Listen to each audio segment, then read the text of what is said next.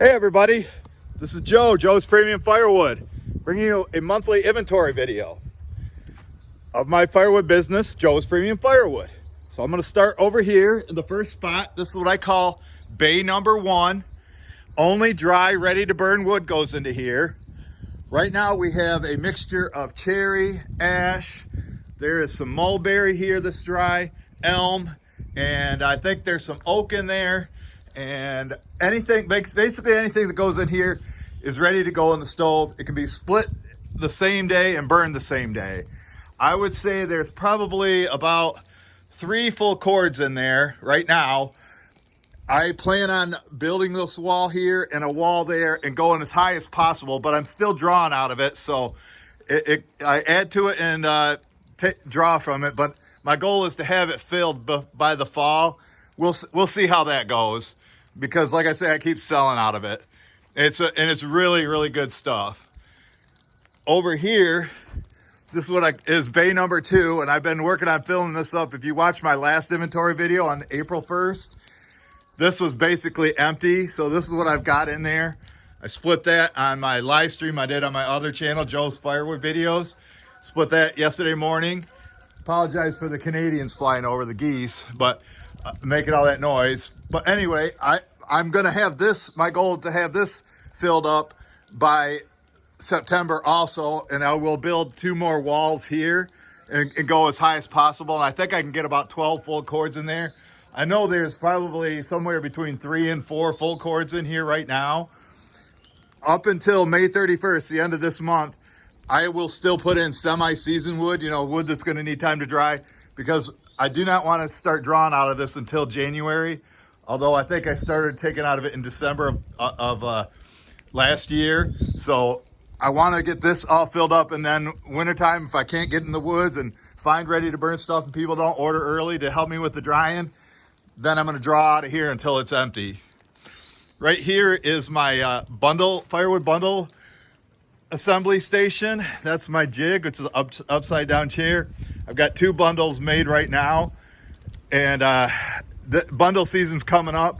And usually from Memorial Day through Labor Day is what the store that buys from me buys a bunch. I also have a driveway stand, which you'll see here in a minute. But this is all my nice straight grain stuff that like I say, I call bundle grade wood. Like those rounds right there, perfectly straight. And then I can shape them and whatever size I want, plus make kindling. And I'm gonna have this area all filled up. Once both of those are filled, I would say there's at least a full cord, or probably enough to make 150 bundles once that's full. Over here, this is one of my cherry storage areas. You can see these logs have been here, or rounds have been here since like last September. And I split those, I think, in the last fall. So I would say that stuff, that's the driest cherry that I have. It's about a half cord, and I'd say that's ready to go. And here's some junk that we burn in our fireplace for Mom. And we are having a fire today. It's like 37 degrees. It was snowing earlier, but now it's just like it rained. Back here is what I call Oak Alley. That is 100% oak. Now that looks like a mix of red and white oak to me. Same with that. And this stuff will all be ready to go in the fall. All this really nice stuff. And this rack right here, about a half cord. I would, if somebody wanted to buy this whole thing, I would ask $200 for it. 100% white oak. And I split that last fall, or in the summer. And I would say that'll be ready by the fall. I have one other rack right there that I split around Thanksgiving, which is mostly red oak, and that will be ready in the fall. Then I've got all these racks right here. Like I say, now you see why I call this Oak Alley, if you've seen that in the thumbnail picture. I would say there's probably, 4 full cords back here of oak. Oak takes so long to dry. This is really the only way to dry it. Cover the 1/3 of the, about a third of the top, and keep it in a straight line. Don't have it, if you do double rows, have at least a foot in between the rows so the wind can get through there. Right here, this is my summer campfire wood. I should be selling this out. This will probably be all gone by, I would say, easily by the 4th of July, because those sales should pick up soon if it ever gets warm around here. But with global warming, you never know. And then over here, I got more cherry. This is 100% cherry. I was selling to a restaurant that wanted it, and then they closed. So I'm still just keeping this as a cherry area. And I would say there's at least one full, or probably 4 face cords right here right now. And I'm gonna have Mike fill that up when he comes up here Wednesday. Over here, I've got one pile of boiler wood when I'm splitting the pieces up here, and I have to reject it. My large reject pieces, for whatever reason, go here as boiler wood. You know, people that have the outdoor wood boilers. So I would say there's probably $80 worth right there. Like I say, large rejects. That's how I do it. I have to find somebody that knows how to weld aluminum so I can get this.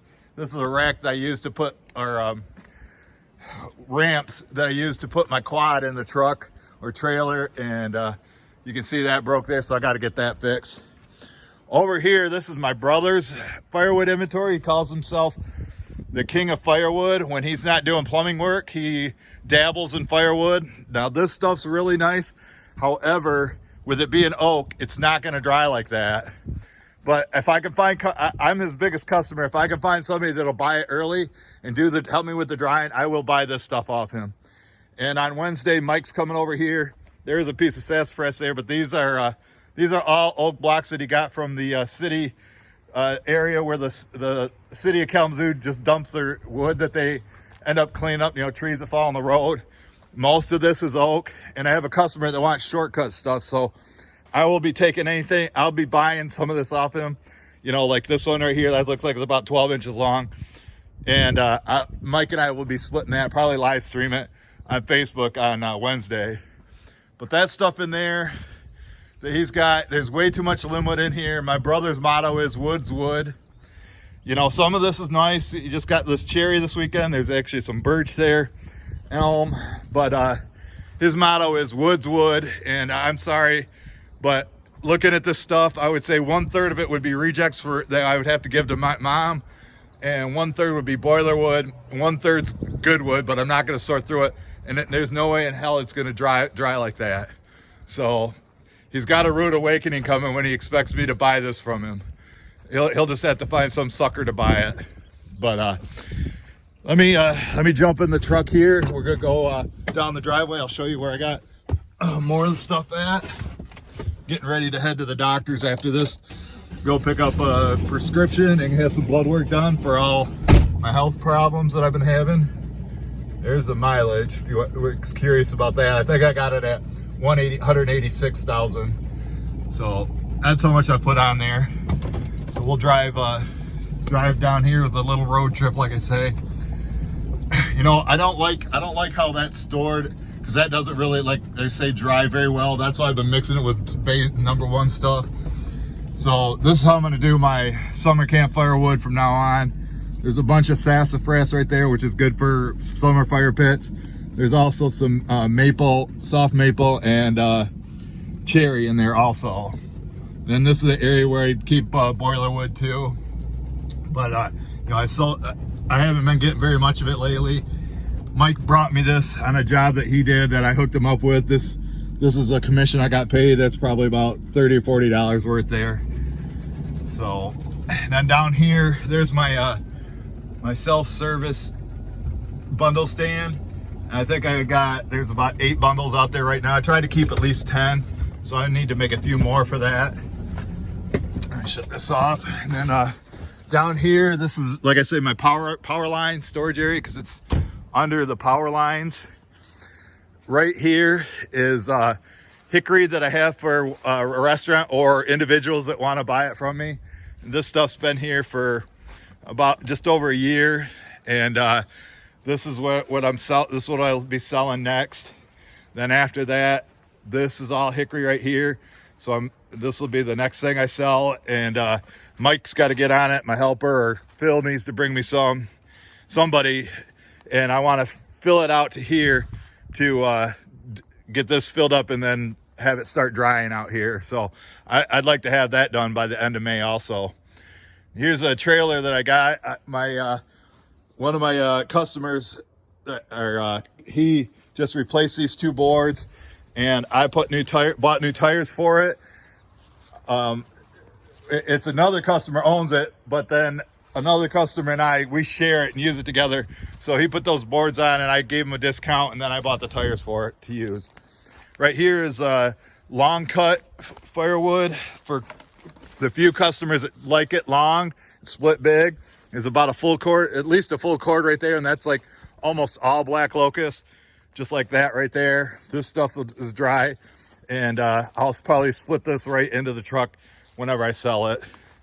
There's a pile of junk wood that will end up burning, and there's some black locusts here. Some of those are pretty big. Mike cut them like that when he brought them here, and I got a customer that's gonna take it, but he's either gonna have to cut them in half to lift them up, or you know, just to be able to split them. I would say a couple of them are, you know, they're probably pushing 200 pounds. Then right here, this is wood that I have. It's been here since like 2020. It's mostly oak. We got it from my brother's honey hole or whatever, and this is the last of it. So people that have been ordering early that help with the drying, I've been splitting right out of here, and I'm hoping to have this all gone by the end of this year. There is some ash in here that I got from Herb that it was mixed in with the shag bark they brought me. This is where I normally keep my shag bark rounds that I sell to the restaurant. As you can see, I'm a little bit low on shag bark right now. I got an order from Herb. I told him I need at least 2 dump truckloads, but I would have him fill this whole area where I got these tarps to fill up. Over here, some more long cut stuff. This is stuff that I took out of there that it was like over 18 inches. And this stuff's dry, but it's awful ugly. I think when I go through this, I'm going to end up giving a bunch of that to my mom, just because I don't like that many mushrooms on it. And then, as you can see, there's more rejects for mom right there. Then this is my backup cherry. This is probably 2 full cords at least, because I would say that's probably 30 feet long. It's not quite 4 foot tall, but there's 2 rows. And like I say, when you do the drying, you gotta leave a gap in between there, so it will dry, you know, easier. So after that one rack that's up at the house, then this is what I'm going to be selling next. This has been here since last summer and fall when Mike and I filled it. And then here's another spot that I have for hickory for the restaurant, and you can see I got a couple rejects in there. So I want to get this, I told Mike I want to get this filled up by summer, because like I say, I'll sell that and sell that and then sell, you know, this, but I got to get refilled. So all right, well, I'm gonna head up and pick up my prescription and get the blood work done. So thanks everybody for making it in. Thanks everybody, hit that thumbs up. We'll catch you guys on the next one.